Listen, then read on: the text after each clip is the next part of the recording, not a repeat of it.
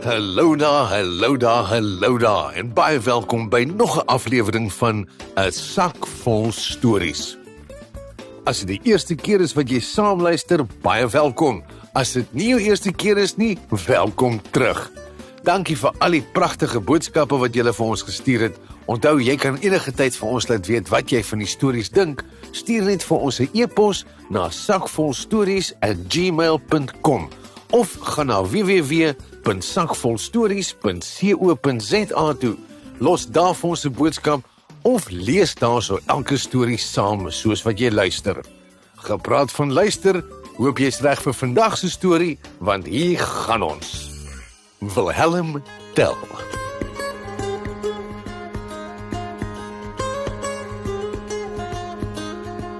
Die storie wat ek nou gaan vertel, is 'n legende wat dalk waar is en dalk nie. Dit speel af in Switserland. Vandag dink baie mense aan Switserland as 'n gelukkige plek met sneeubedekte berge, heerlike Switserse sjokolade, kaas met groot gate daarin, handige Switserse weermagmesse en Sint Bernard honde wat klein vaantjies brandewyn om hulle nekke dra om verdwaalde reisigers in die sneeu te red. Maar dit was nie altyd so 'n gelukkige plek nie. Eeue gelede is die mense van Switserland regeer deur 'n verskriklike tiran met die naam Albrecht Gessler. Hy was wreed en het hulle lewens ellendig gemaak, 'n regte nare ou. Hy het daarvan gehou wanneer mense voor hom buig en kruip. Dit het hom groot plesier verskaf om hulle klein te laat voel, sodat hy self groot kon voel. Die probleem was net, hy het ook baie daarvan gehou om lui lekker by sy huis voor sy vuur te sit en niks te doen nie. Daarom het hy met 'n plan vorendag gekom wat hom in staat sou stel om deur almal geprys te word sonder dat hy ooit sy huis hoef te verlaat. Hy het met 'n prosessie van bang onderdane die dorp binne gestap. Hy het hulle beveel om 'n lang paal asook pikke en grawe saam te bring. Toe hulle by die dorpsplein aankom, het hy hulle beveel om 'n oop spasie in die middel van die mark te maak. Daar het hy sy voet in die middel van die plein neergesit, na sy diensknegte gedraai en geskree: "Grawe 'n gat net hierso, sommer so 6 voet diep." Die diensknegte het gehoorsaam begin grawe, terwyl Gessler en die nuuskierige skare toegekyk het. Kort voor lank was die gat klaar. "En nou," het Gessler beveel, "sit julle my hoed bo op die paal. Begrawe dan die onderkant van die paal daarso in die gat."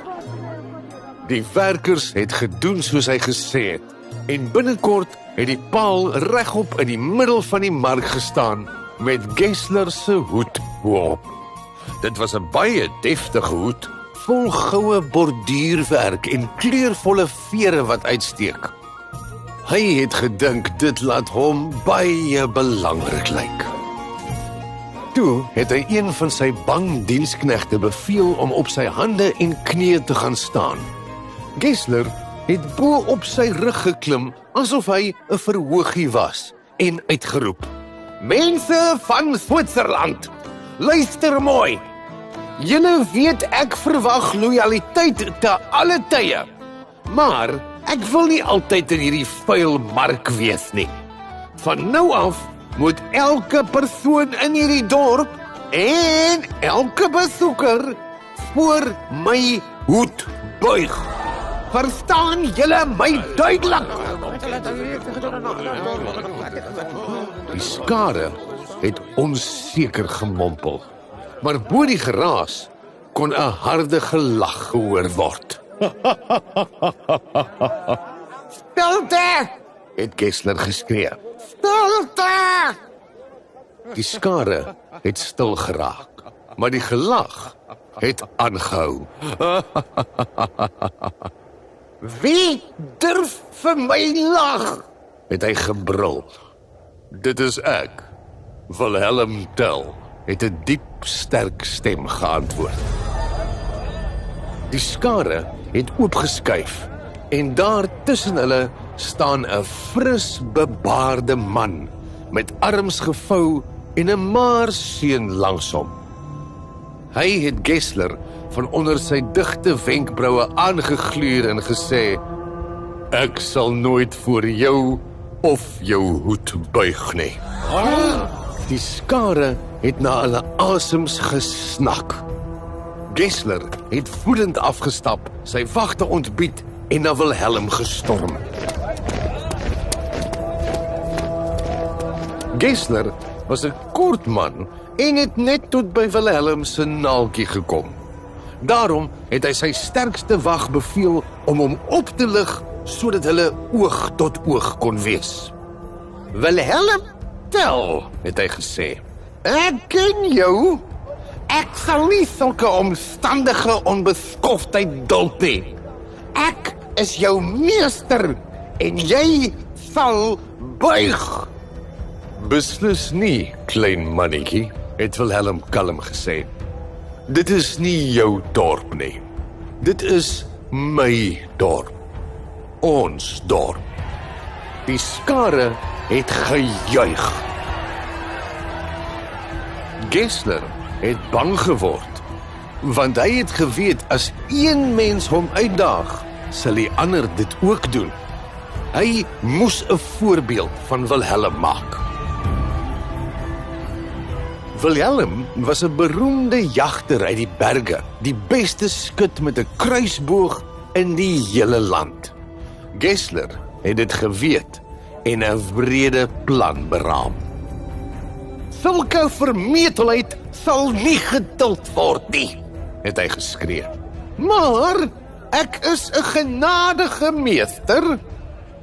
Hy het homself laat neersit en na die maarseun, Wilhelm se seun, gestap. Hy het hom gegryp en eenkant toe gesleep. "Staan hierso," het hy beveel. Toe stap hy na 'n vrugteverkoper en gryp 'n groen appel. Hy het dit versigtig op die seun se kop gesit. "En nou vir jou," het hy gesê en na Wilhelm gedraai.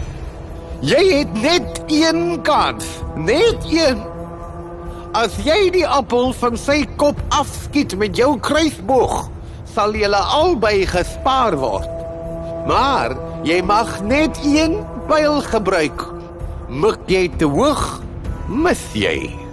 Mik jy te laag," hy glimlag lelik, "wel,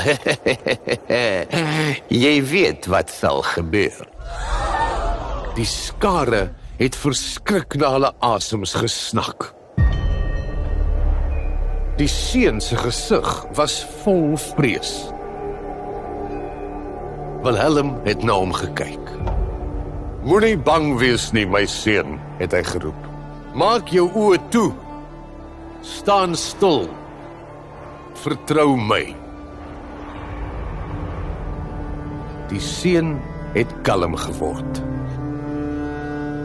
Hy het geweet sy pa is die beste skut wat daar is. Die plein was doodstil. Wilhelm het 'n pyl geneem en sy kruisboog gelaai. Hy het sy voete stewig geplant en gemik. Hy het sy seun liefgehad bo alles. Hy moes die appel tref. Sy hande mag nie bewe nie. Hy kon sy hart hoor bons. Hy het na sy seun se kalm gesig gekyk en self kalm geword. Die skare het asem opgehou. Wilhelm het gemik en geskiet. Die pyl het deur die lug gesuis, pylreguit, en die appel middeldeur gekloof. Die twee helftes het weerskante van die seun se kop op sy skouers geval. Die skare het uitgebars in 'n klipharde gejuig. Die seun het sy oë oopgemaak en sy pa het na hom gehardloop en hom omhels. Maar Gessler het iets anders gesien. 'n tweede pyl wat uit Wilhelm se jas geval het. Hy het dit vies opgetel. "Bedrog!" het hy geskree. "Waarom het jy nog 'n pyl?" Wilhelm het omgedraai en gesê: "As ek misgeskiet het en my seun op enige manier seer gemaak het, was daar die tweede pyl vir jou." Die skare het weer kliphard gejuig en Wilhelm het sy seun op sy skouers getel. Gessler het woedend sy wagte beveel om hom aan te val en in hegtenis te neem. Hulle het huiwerig gehoorsaam, maar Wilhelm Tell het nie terugbeklei nie. Gessler het wel probeer om Wilhelm Tell te straf, maar nie vir lank nie. Jy sien, Wilhelm Tell het sommer maklik ontsnap. En Gessler is nooit weer in Switserland gesien nie. Miskien het hy gevlug, of miskien het daar die tweede pyl hom vir altyd stilgemaak. Wat ook al gebeur het, die mense van Switserland was vry, danksy Wilhelm Tell en sy dapper seun.